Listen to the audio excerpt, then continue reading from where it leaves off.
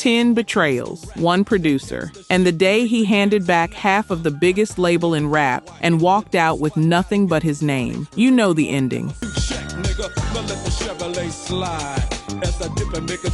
March 1996, Dre leaves death row. 3 sentences in every documentary you've ever watched. But nobody tells you what those 3 sentences cost him.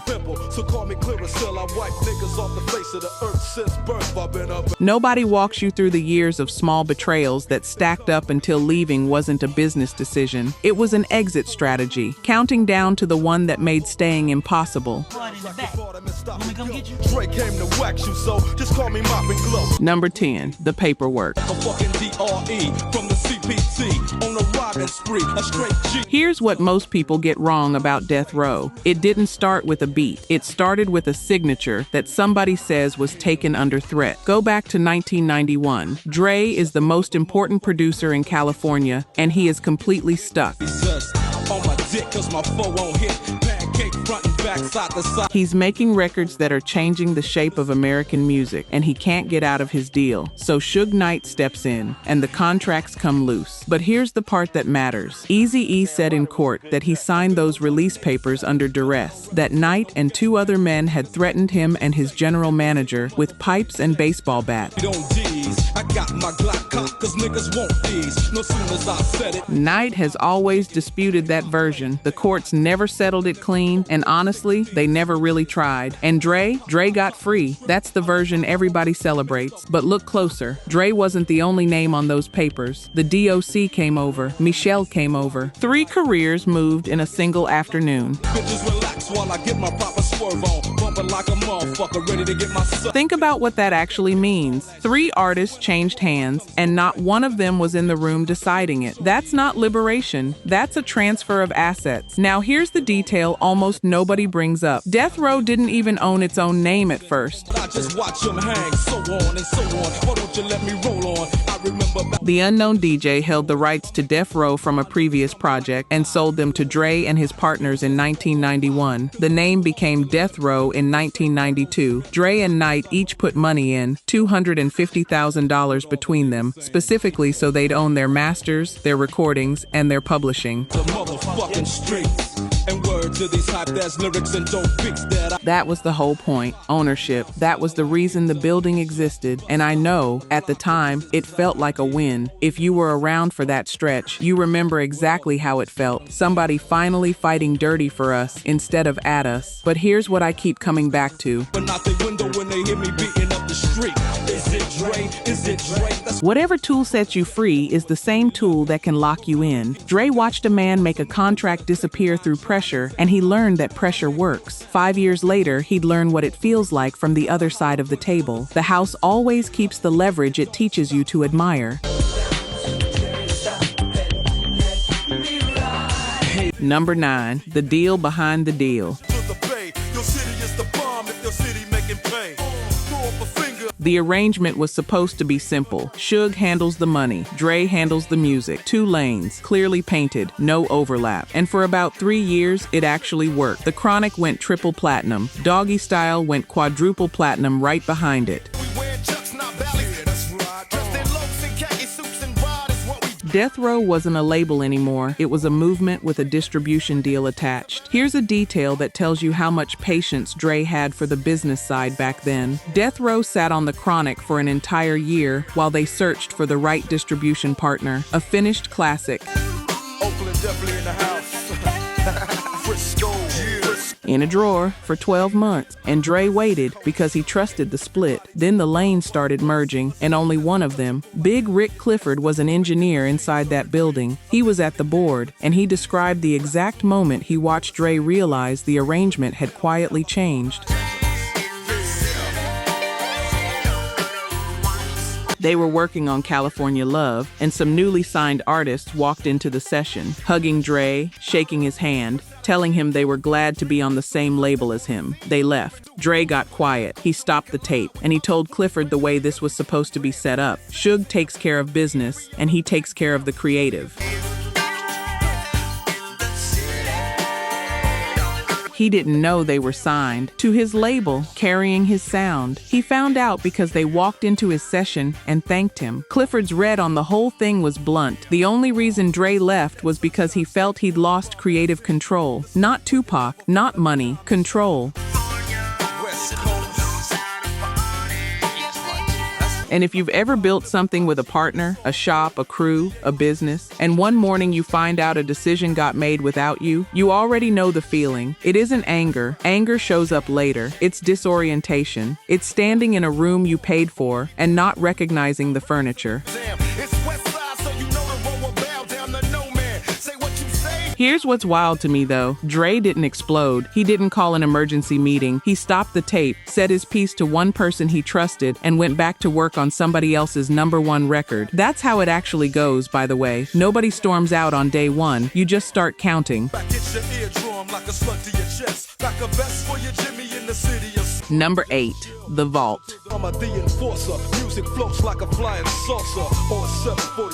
Now here's something that should have been the loudest alarm in that entire building, and almost nobody talks about it. By 1996, Death Row had signed a lot of people and released almost none of them. The label had over 40 acts on the books. In that whole run, the only ones who put out solo albums were Dre, Snoop, Tupac, and the Dog Pound. 44. Do the math on that as a producer. Dre's entire value is building artists. That's the job. That's the joy of the job. And he's sitting inside the most powerful label in rap, watching finished music go into a drawer and stay there. Ask Sam Snead. Snead co-produced Keep Their Heads Ringin' and Natural Born Killers with Dre. He recorded a full album for Death Row with his group Street Scholars in 1996. It stayed unreleased. And here's what happened to that shelved music. It got harvested. Lady Heroin, originally recorded for Snead's album, ended up cycled onto the Gridlocked soundtrack. Same thing happened with the LBC Crew's debut, shelved, and the songs distributed across other Death Row releases. That's not a vault, that's a parts warehouse. Artists became inventory. And then there's the accounting. Daz Dillinger later filed suit against Death Row and Suge Music over 5 separate recording and publishing agreements. He claimed he'd written more than 100 songs and was directly responsible for 15 million units sold, and that he'd been paid $75,000 for all of it. Now, Dre wasn't Daz. Dre had ownership. Dre had leverage. Dre had a name that could move a building. But you don't have to be the one getting shorted to understand what the numbers are telling you. When a house pays like that, the house has a philosophy, and philosophies don't make exceptions forever. Not for anybody, not even for the co-founder. Whether Dre was already pulling his own statements by that point, I honestly don't know. Nobody's ever said it plain, and the people who'd know aren't talking. But I'd bet everything he was.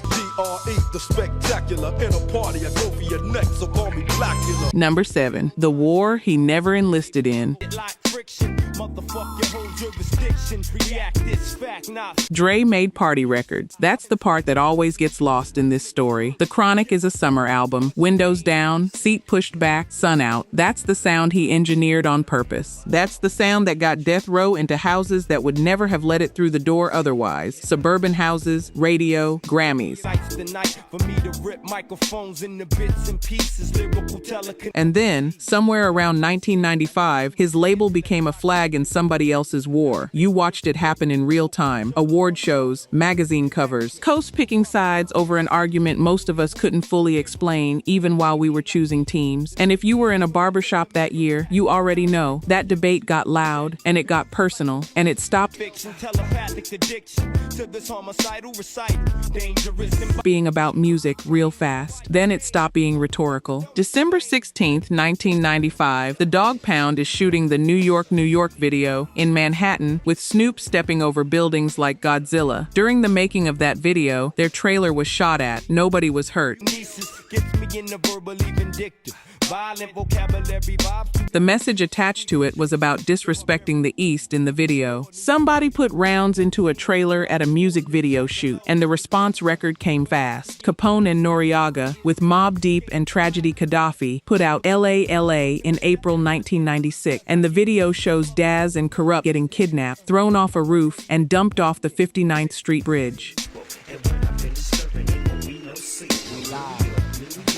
That's where it was. Grown men making revenge fantasies about each other's crews in video form for national television, and Dre's fingerprints are on the record that started it. He mixed New York, New York, even though he didn't produce the beat, and he definitely didn't write the concept. Here's where it gets political, and I mean that literally. I takes it to you from the dough. Motherfucker, mentally I go. Dre wasn't a soldier. He was a studio guy, a perfectionist who'd work from 1 in the afternoon until the snare finally sat right at 4 in the morning. That's the man. And now his name is a banner in a conflict where the ammunition is real. I'm simply legging hoes like Simpty, the invincible MC. You know that feeling when your circle gets into something and suddenly you're in it too? You didn't say a word, you didn't throw a punch, but your face is on the list now. It's a different kind of trap, because you can't resign from a war you never joined. You can only leave the address.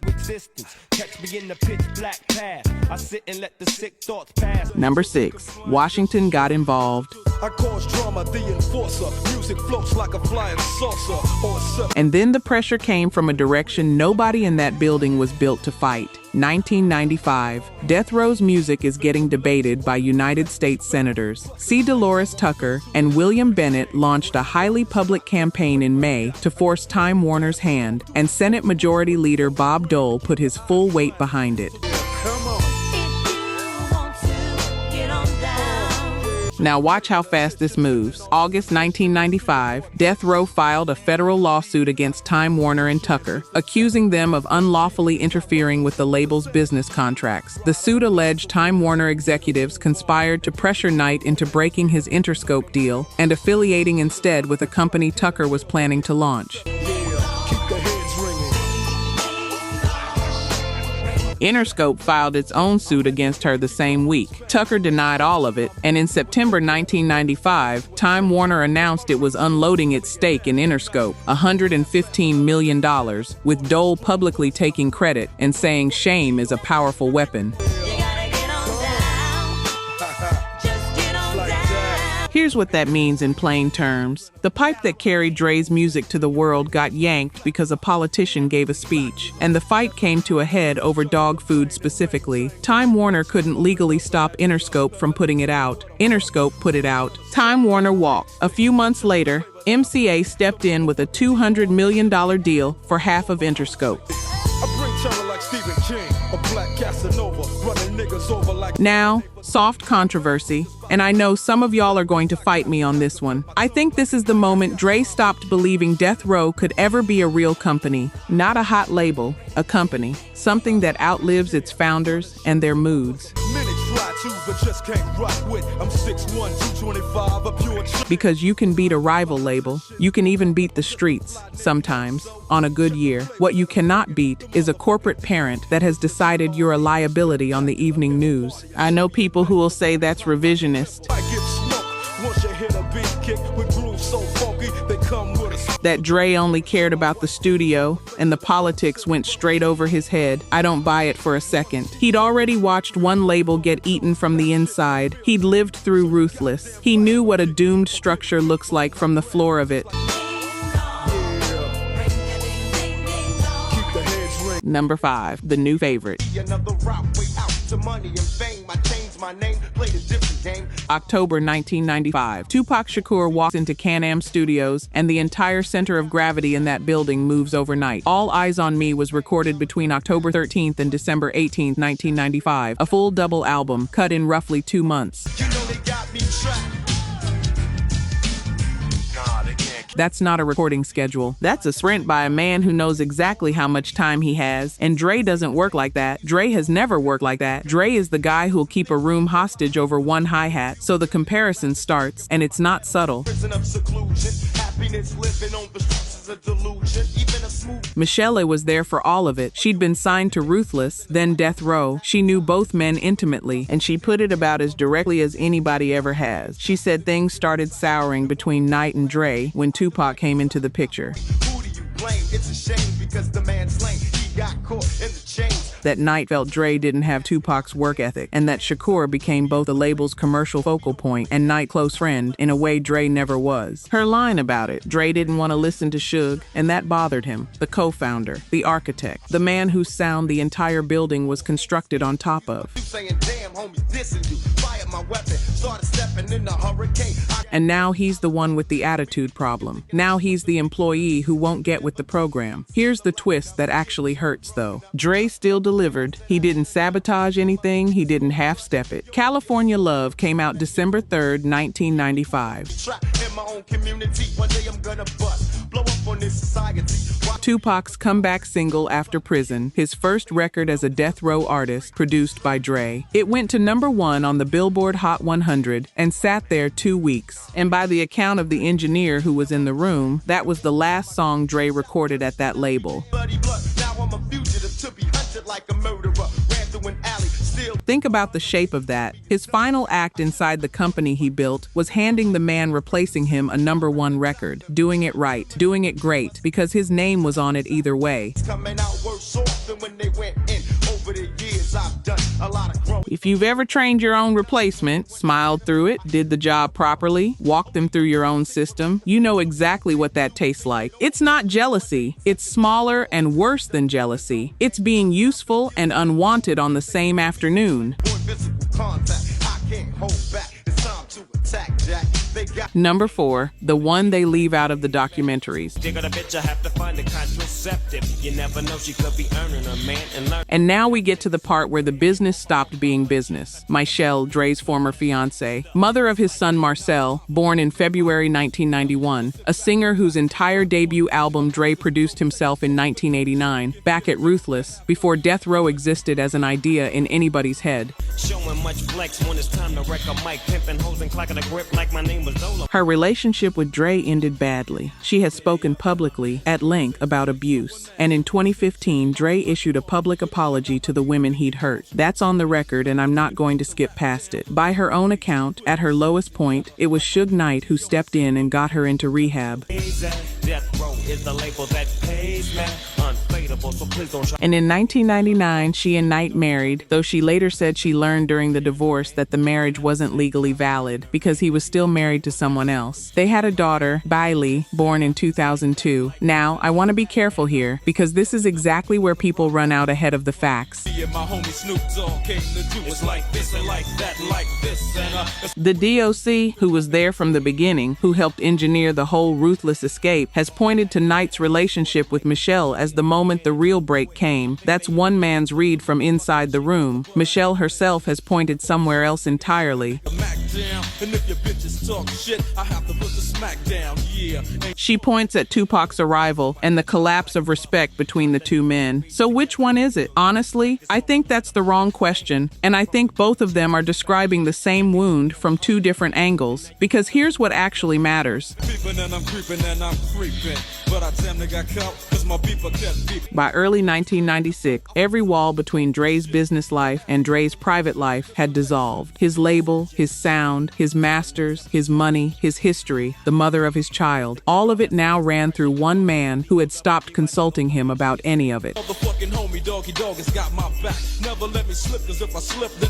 There's no clean exit from a situation like that. You can renegotiate a contract. You cannot renegotiate a life that's already been absorbed. It's like this, then who gives a fuck about those? So just chill. And if you're sitting there thinking about a time when the professional and the personal got wound so tight together you had to burn the whole thing down just to get loose, yeah, you get it. You didn't need me to explain this one. Like this and like that and like this and Drake creep to the mic like a fan. #3, the message they sent through somebody else. This is the one that still doesn't sit right with me. Sam Snead, producer out of the Pittsburgh area, talented as anybody in that building, and a real workhorse. He co-produced Keep Their Heads Ringin' and Natural Born Killaz alongside Dre. Can't stand it, goddamn it. His own single, You Better Recognize, featuring Dre, came out through Death Row in 1994. Video directed by Hype Williams. It hit number 18 on Hot Rap Tracks and 48 on the R&B chart. He had a career starting, a real one. Then Dre left. And Sneed went to Can-Am to screen a video for the label. What happened in that room has been told a dozen different ways by a dozen different people, and the details genuinely do not line up. One version, told by Daz, frames it around East Coast rappers appearing in Sneed's video and a warning that had already been issued about that. Sneed himself has pushed back on parts of how the story gets repeated. And the account in Bruce Williams' book, Williams Was Dre's Right Hand, describes both Williams and Dre telling Sneed straight up not to go to that meeting because everybody knew Sneed was close to Dre and expected to follow him out. They warned him. He went anyway because he was trying to be a stand-up guy about it. Whatever the precise trigger was, the outcome isn't disputed. He was attacked in the studio by people he had worked beside for years. And here's the thing about a moment like that. It does not need to be aimed at you to be about you. Because what does it tell every other person in that building when a producer's loyal collaborator gets jumped? It tells them the price of association. It tells them Dre's people are not protected anymore. It tells them to pick a side quickly and pick it where everyone can see. That's not a fight, that's a policy announcement. And here's what makes it worse. Sneed's album never came out. Not that year, not that decade. 4 of those Death Row tracks finally surfaced in 2011, 15 years later, on a record he had to build the rest of himself. His health took a hard turn in the years after. Loyalty to the wrong man on the wrong afternoon. That's all it took. Number 2, The Price of the Door. March 22nd, 1996. Dre leaves. Now let's talk about what he actually paid, because this number is the entire reason this story matters. He walked away from a 50% ownership stake in a company doing around $100 million a year at its peak. Nowadays, everybody wanna talk like they got something to say, but nothing comes out when they move their lips just to... He gave up his back catalog rights and his ownership stake, and he said since that he walked away from roughly $50 million. $50 million in 1996 money, not lost in a lawsuit, not seized by a court, surrendered, signed over, deliberately, by a man who wanted out badly enough to buy his own freedom at full retail price. The Chronic Masters, the publishing, half of the most valuable brand in rap music, gone in exchange for a door. And here's what I need you to understand about that decision. Dre came up in an era where black artists losing their masters wasn't a scandal. It was the standard operating procedure. That was the wound. That was the entire reason Death Row was founded. He and Knight put their own money in specifically so neither one of them would ever lose their masters, their recordings, or their publishing again. And 5 years later, he handed every bit of it back to get away from his own partner. You don't do that over creative differences. You don't do that because the meetings got tense and the vibe got weird. You do that when you've done the arithmetic on what staying is going to cost you, and the answer comes back bigger than $50 million. He was 31 years old.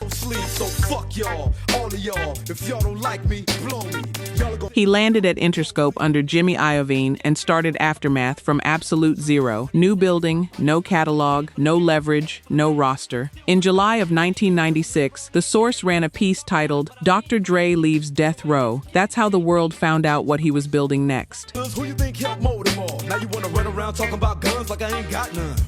If you have ever left something you built because staying was going to cost more than the thing was worth, a business, a partnership, a marriage, then you already know the strangest part of it. It doesn't feel like courage in the moment. Nobody feels heroic. It just feels like relief and nausea at the same time, standing in a parking lot.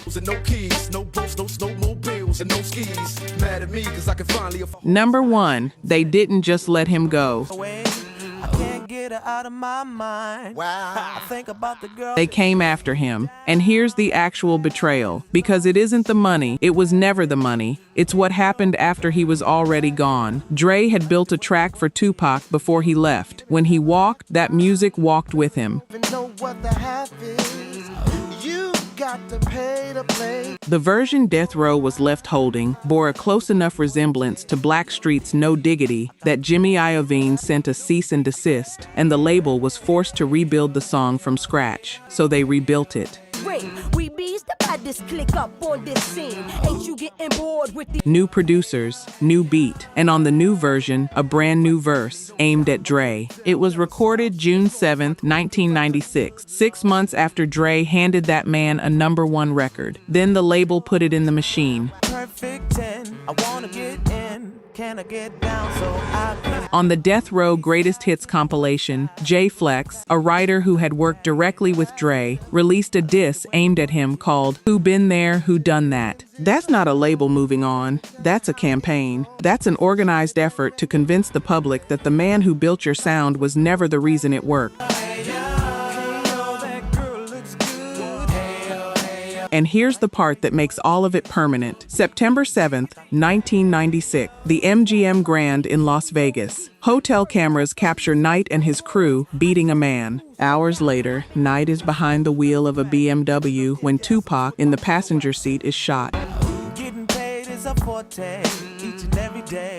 True player. He died 6 days later. The murder was never solved. Toss It Up was released September 26, 1996, 19 days after the shooting. It reached number 34 on the R&B singles chart, and the video for it was the last one Tupac ever made. Rolling with the fatness. You don't eat. So the disc came out after he was gone, which means it can never be walked back. There's no reconciliation interview. No verse 10 years later where the two of them laugh about how stupid it all was. No phone call at 3 in the morning. Whatever those two men were to each other froze exactly where the label left it. stay kicking game with a capital G. Ask the peoples on my block, I'm as real as And here's what gets me every single time. Their last real collaboration was California Love, a song about how good it feels to come home. #1 on the list, and the #1 lesson. They didn't just take his masters, they tried to take the story. I like the way you work it. No diggity. I got the bag.